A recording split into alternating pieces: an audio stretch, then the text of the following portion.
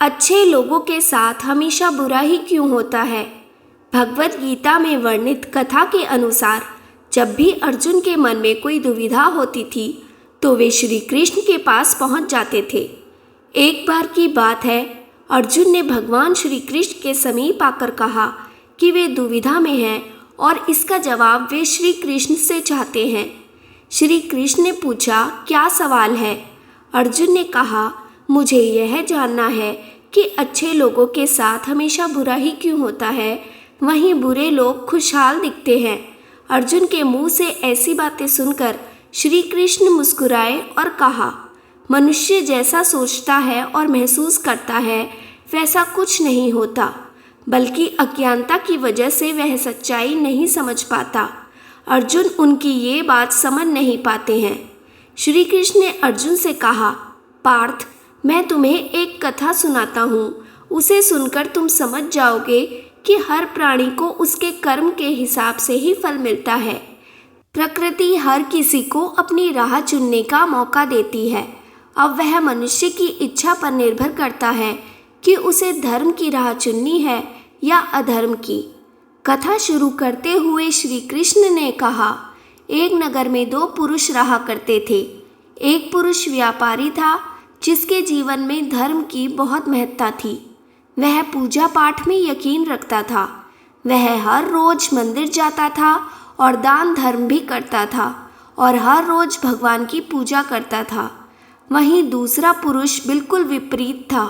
वह हर रोज मंदिर तो जाता था लेकिन पूजा करने नहीं, बल्कि मंदिर के बाहर से जूते चप्पल चुराने।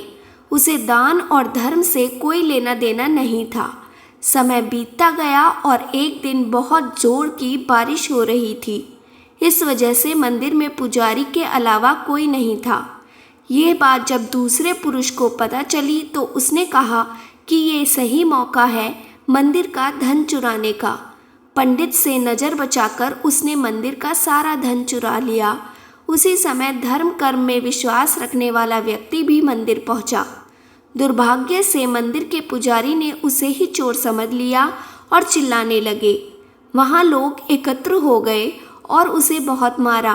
किसी तरह वो बचते बचाते वहाँ से निकला तो दुर्भाग्य ने उसका साथ वहाँ भी नहीं छोड़ा। मंदिर के बाहर वह एक गाड़ी से टकरा गया और घायल हो गया। फिर वह व्यापारी लंगड़ाते हुए घर जाने लगा तो रास्ते में उसकी मुलाकात उस पुरुष से हुई जिसने मंदिर से धन चुराया था। उसने कहा, आज तो मेरी किस्मत चमक गई, एक साथ इतना सारा धन मिल गया। ये सब देखकर उसे बहुत बुरा लगा और उसने अपने घर से भगवान की सारी तस्वीरें निकाल दी। कुछ सालों बाद दोनों पुरुषों की मृत्यु हो गई। मरने के बाद जब दोनों यमराज की सभा में पहुँचे और भले पुरुष ने दूसरे व्यक्ति को देखा तो उसे बहुत गुस्सा आया।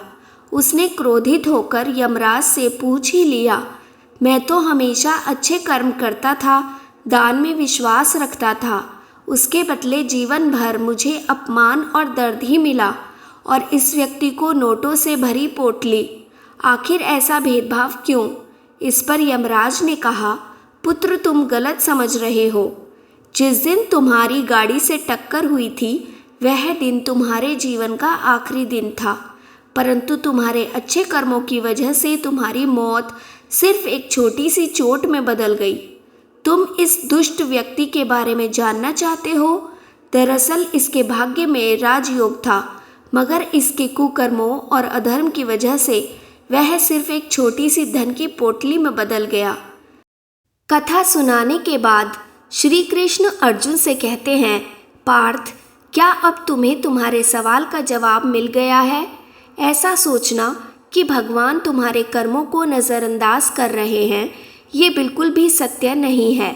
भगवान हमें कब क्या किस रूप में दे रहा है मनुष्य को समझ में नहीं आता है, मगर आप अच्छे कर्म करते रहें तो भगवान की कृपा हमेशा बनी रहती है।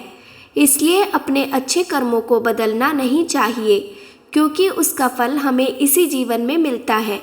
इसलिए मनुष्य का कर्तव्य है कि वह हमेशा अच्छे कर्म करते रहें, क्योंकि श्री कृष्ण ने गीता में भी बताया है कि किसी के द्वारा किया गया कर्म बेकार नहीं जाता है, चाहे वह अच्छा हो या बुरा।